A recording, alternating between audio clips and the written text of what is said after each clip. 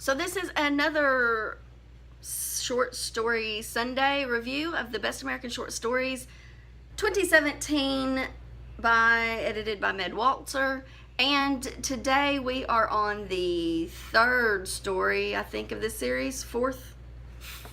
We've made it up to 4. And that is A Small Sacrifice for an Enormous Happiness by J. Chakrabarty, I think. I don't know. And this was from A Public Space. So stick around to see my thoughts on this next short story.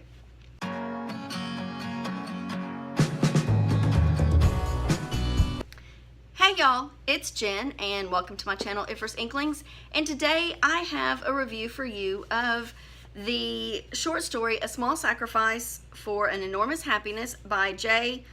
Chakrabarty, and as seen in the Best American Short Stories 2017 edited by Meg Waltzer. That's always a mouthful to say. So this is a short-ish short story. It's about 14 pages long. And the gist of this story is that this is a homosexual couple. And I get the feeling that they're in the Middle East.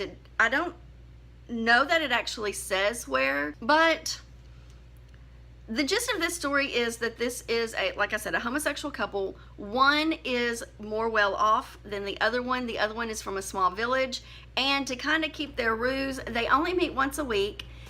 And the one that's from the smaller village is actually married to a woman who is aware of the situation and is just keeping her mouth shut. Well, it comes to the point where them just having this torrid affair, love affair, is just not enough for one of them, and the one that's the wealthier one, and he decides he wants a baby. And he is willing to take the risk and do whatever it takes, and even make the sacrifice to impregnate his partner's wife, the old-fashioned way.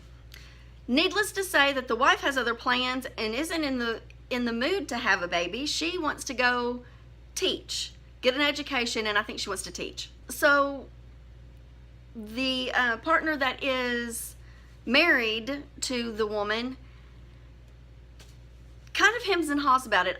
You get the impression that he doesn't really want the baby, and he thinks that it's going to cause a lot of conflict and kind of out them, and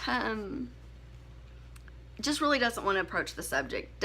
Just kind of keeps putting it off, which the other one isn't happy about it, and so he decides to take matters into his own hands, and he's going to go and talk to his partner's wife himself.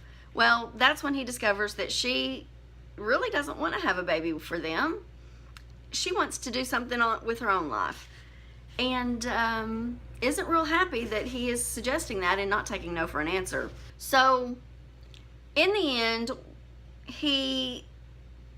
the husband comes home, and the partner sneaks out, but he sticks around to see them talking about it and how they interact. And he's very upset because they act like a married couple. They are very friendly to each other, and they have a good working relationship together, even if it is one that is not out of love as far as a typical marriage would be.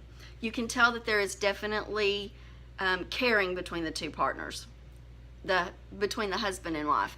And this really upsets the partner, and he runs off and throws a fit and disappears. There is one quote in here that really kind of ruffled my feathers, and I don't know exactly why, and that is exactly what the notes that I put in the margin, but I'm going to read that quote to you. "Oh, Nikhil, do you not see that we are already happy? Anything more might upset what we have. We should not tempt the gods." Nikhil is the one that wants the baby, and this is his partner talking and giving his opinion. This is the one that is actually married to the woman, the wife, in the situation, trying to get Nikhil to see that this is probably a really bad idea. And the wife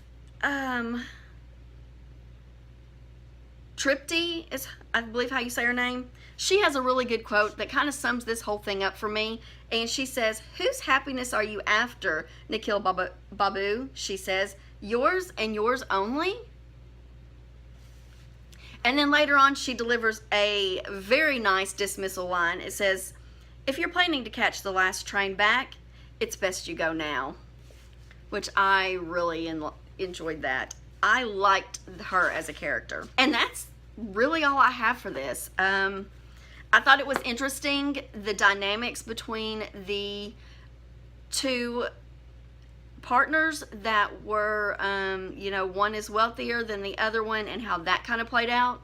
The one that was wealthier thought, well, I can just throw money at this and everything will be fine. There's no reason to worry. But the one who was from the village, who doesn't have a lot of money and is from is having to go with the married ruse, he was more practical.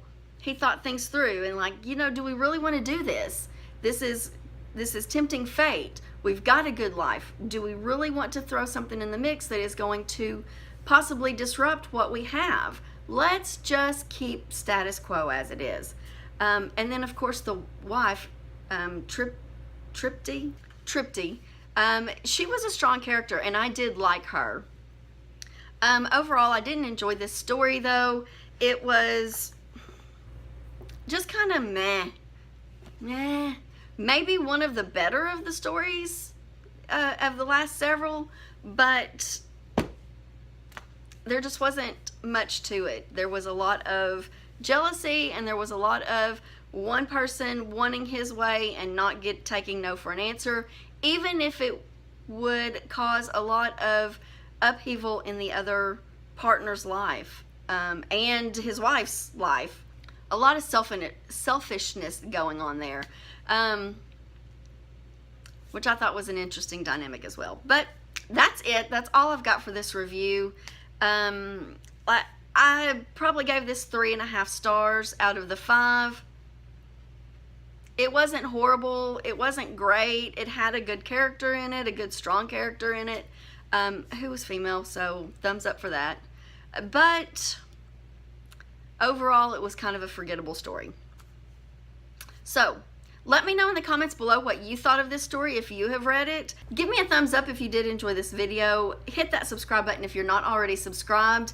And next Sunday, we will be talking about Arcadia, which is by Emma Cline.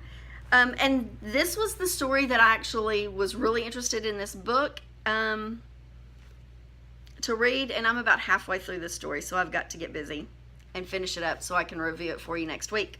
And as always, until next time, bye.